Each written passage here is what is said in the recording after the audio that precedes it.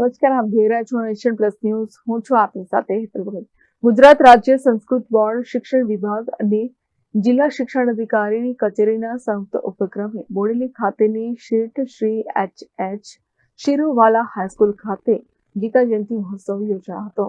ગુજરાત રાજ્ય સંસ્કૃત બોર્ડ ગાંધીનગરની પ્રેરણાથી અને છોટાઉદેપુર જિલ્લા વહીવટીતંત્ર અને જિલ્લા શિક્ષણ અધિકારીની કચેરી રાજ્યમાં સંસ્કૃતિ, ભારતીય જ્ઞાન પરંપરા અને શ્રીમદ ભગવદ ગીતાના સંવર્ધન માટે વિવિધ યોજનાઓ સંચાલિત થઈ છે.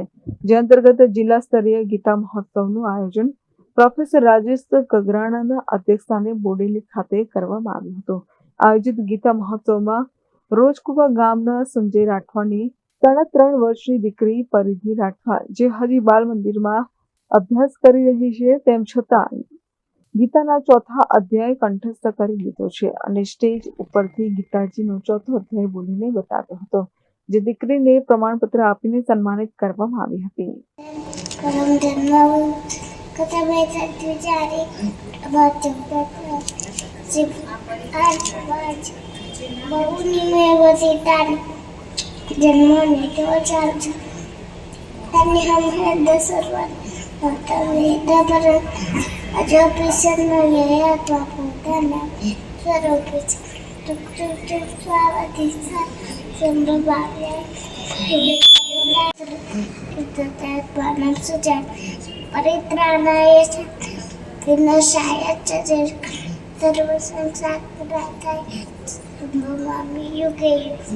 આજે ગુજરાત સરકાર શ્રી ગુજરાત સંસ્કૃત બોર્ડ દ્વારા પ્રેરિત જિલ્લા કક્ષાનો ગીતા મહોત્સવ બોડેલીની શેઠ H.H. શિરોવાલા હાઈસ્કૂલમાં ભવ્ય રીતે ઉજવાયો.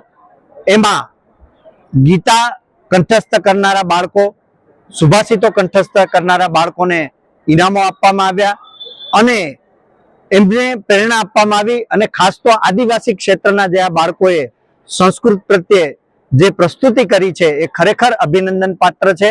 અને આ શાળાના શિક્ષક ગજેન્દ્રભાઈ પંચોલી અને સમગ્ર આચાર્ય અને ટીમે જે કાર્ય કર્યું છે એ પણ અભિનંદન પાત્ર છે.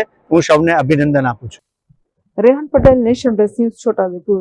સમાચારોના સતત અપડેટ મેળવવા માટે અમારી નેશન પ્લસ ન્યૂઝની યુટ્યુબ ચેનલને સબસ્ક્રાઇબ કરો, બેલ આઇકન દબાવો અને જોડાયેલા રહો ફેસબુક, ઇન્સ્ટાગ્રામ અને ટ્વિટર પર.